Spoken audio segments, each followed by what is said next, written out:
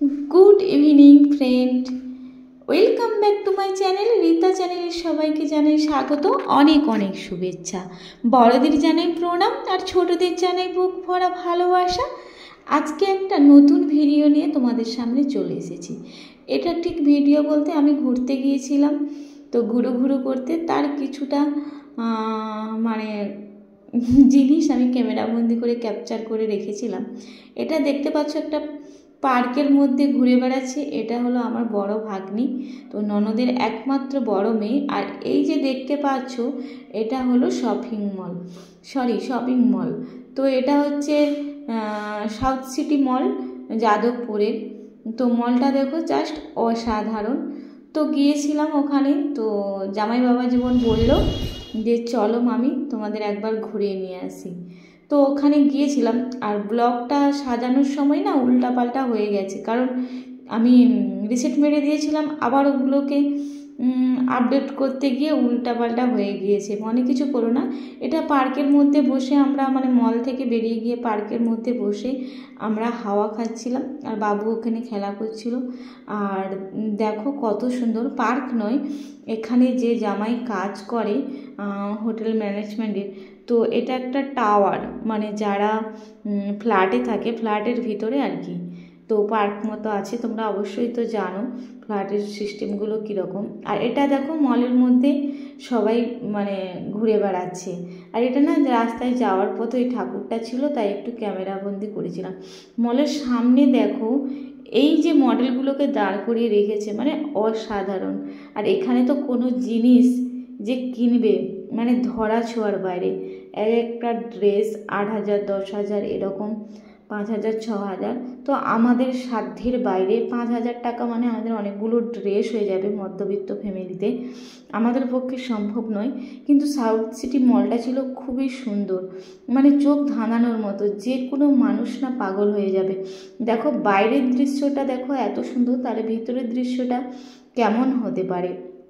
তো জাস্ট অসাধারণ। এখানে এমন কিছু জিনিস পাওয়া যায় না বললে চলে, মানে সমস্ত জিনিস পাওয়া যায়, ফোন থেকে খাওয়ার থেকে মানে যাবতীয় জিনিস। তো 3-4 তলা রয়েছে এখানে। আর এটা আমরা গ্রাউন্ড ফ্লোরে মানে ঘুরে বেড়াচ্ছি। গ্রাউন্ড ফ্লোর যদি এতটা বড় এতটা হয়, এর থেকে আর কি বলবো। তো দেখতেই পাচ্ছ ছেলে জামাই ভাগ্নি সবাই ঘুরে বেড়াচ্ছে, পুরো মলটা ঘুরে ঘুরে দেখছি, কি আর বলবো, ঘুরে শখ মিটেনি। এখানে দেখতে পাচ্ছ ভিভো 50, এখানে দেখতে পাচ্ছ মানে সমস্ত রকমের, এমনকি ড্রিঙ্ক যে হয় তো এখানেও সেই দোকানটাও রয়েছে, ঠিক আছে। আর এটা হচ্ছে পরের দিন বাড়ি ফিরছিলাম, কিছুটা ক্লিপ নিয়েছিলাম সকালবেলা। বললাম না ব্লগগুলো সব উল্টাপাল্টা হয়ে গেছে আর ক্লিপগুলো। তো বাড়ি ফিরছিলাম, দেখো বাইরের দৃশ্যটা কত সুন্দর। দেখো ছেলে বসে বসে হাওয়া খাচ্ছিল সকালবেলা, খুবই সুন্দর লাগছিল এবং খুবই ভালো লাগছিল। সত্যি কথা বলতে একঘেয়েমি জীবনটা না যেন অস্বস্তিকর হয়ে ওঠে। মাঝে মাঝে কোথাও গেলে না মনটা ভালো হয়ে যায়। আর বিশেষ করে আমার এই দৃশ্যগুলো দেখতে খুবই ভালো লাগে। তো দেখতে পাচ্ছ ভাগ্নি ছাড়তে আসছে। আর এটা তো সেই এর মধ্যে রাইস কুকার দেখছিলাম আর সবাই মিলে।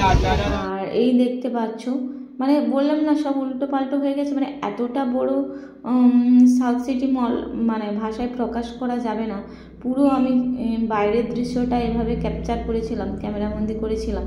সামনে দেখো জামাই আর ভাগ্নি হেঁটে যাচ্ছে আর বাবু যাচ্ছে হেঁটে হেঁটে, ওরা সবাই আগে আগে যাচ্ছে, আমি পিছনে পিছনে।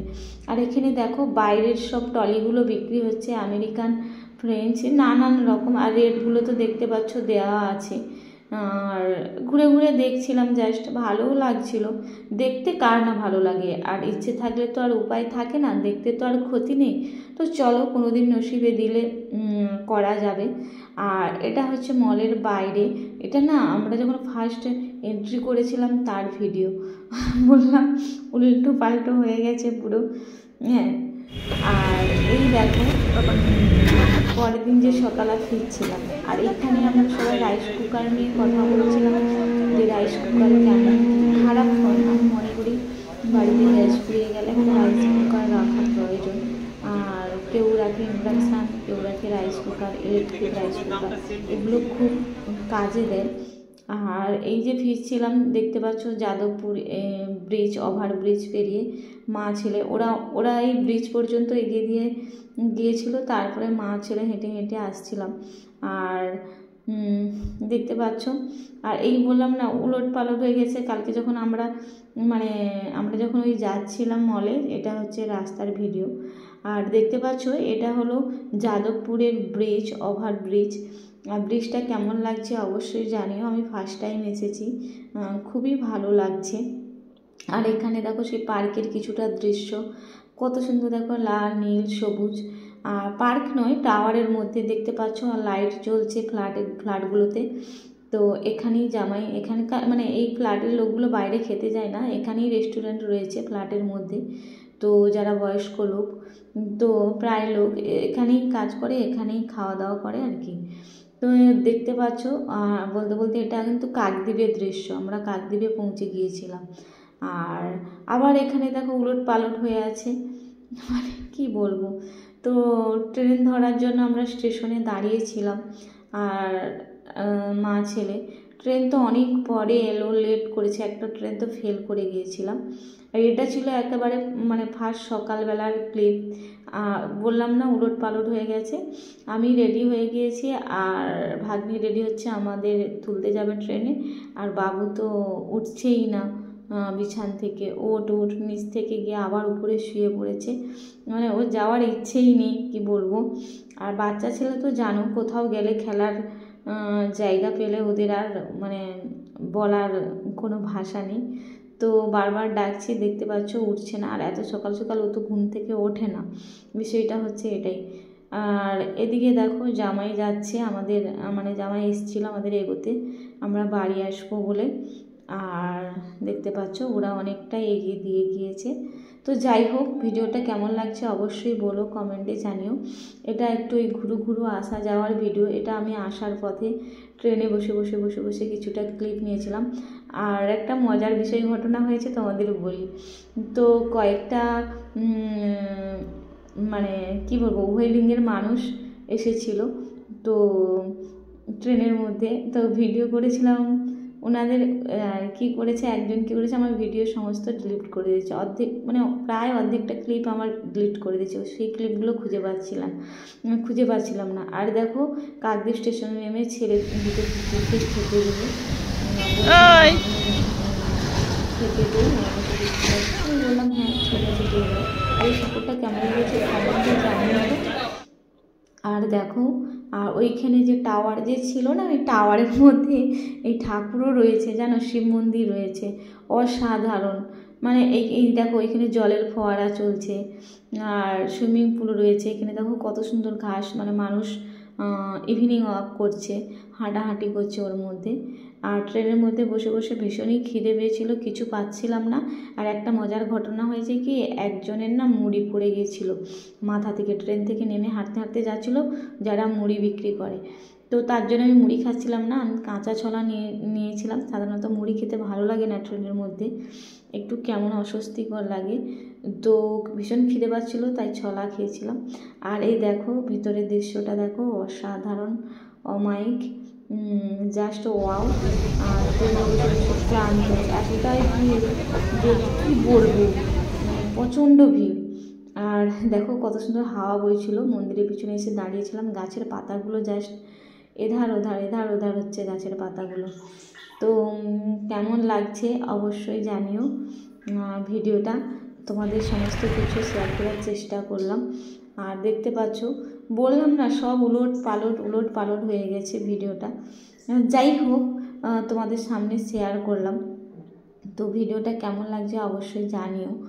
আর তো আমরা ঘুরু করছিলাম, তার সমস্ত দৃশ্যটা তোমাদের দেখালাম।